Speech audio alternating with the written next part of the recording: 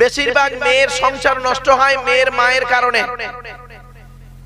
বেশিরভাগ মেয়ের সংসার নষ্ট হয় মেয়ের মায়ের কারণে।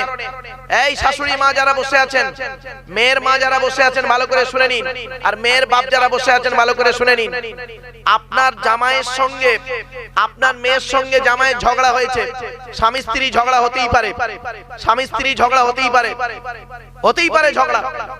তোমার মেয়ের সঙ্গে জামাইয়ের ঝগড়া হয়েছে, তোমার জামাই তোমার মেয়ের গালে একটা চড় মেরেছে, সে দুগা মেরে তোমার জামাই সোনারপুরে কাজে চলে গেছে।